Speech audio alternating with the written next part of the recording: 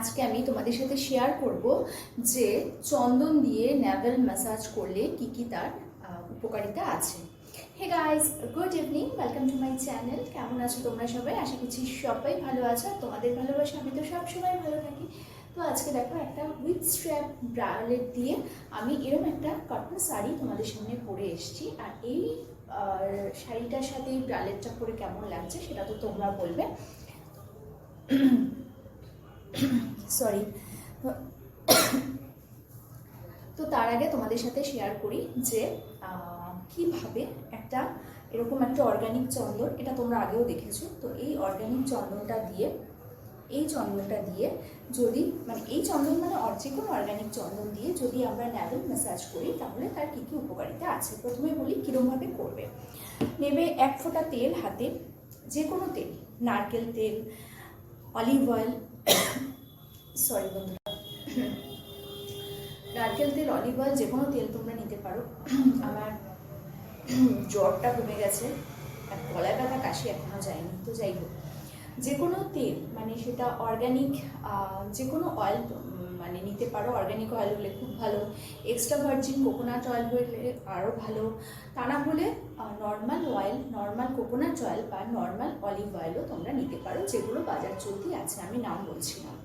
তার সাথে যে কোনো অর্গ্যানিক চন্দন, 2 ফোঁটা তেলের মধ্যে 1 পিঞ্চ চন্দন, 2 ফোঁটা তেলের সাথে 1 পিঞ্চ চন্দন যদি তোমরা নাভিতে ইউজ করতে পারো, রেগুলার নয়, বুঝে সুঝে, আর ধরো সপ্তাহে 2 থেকে 3 দিন, তাহলে কী কী উপকারিতা হয় সেটাই আজকে আমি তোমাদের সাথে বলছি।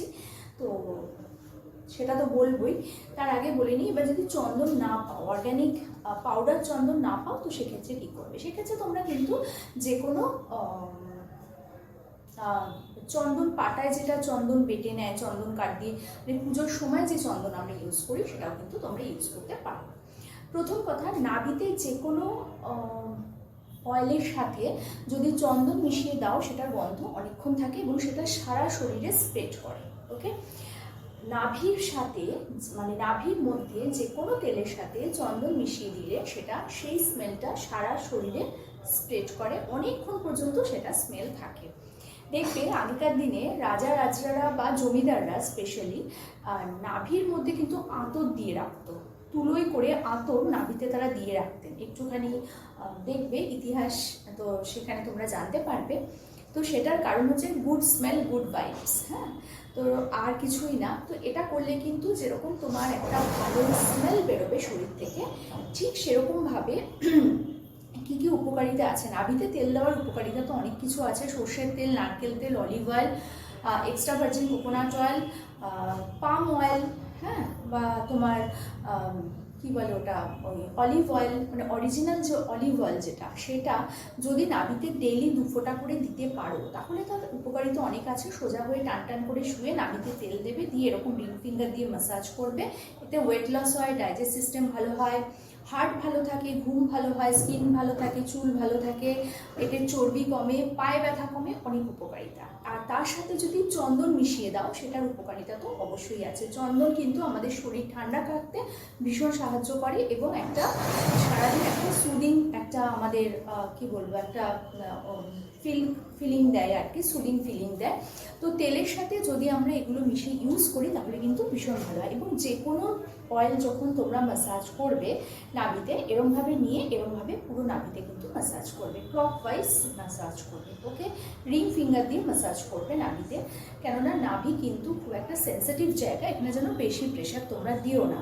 আর একটা শেষ কথা বলি, নাভিটা কিন্তু ক্লিন রাখা ভীষণ জরুরি।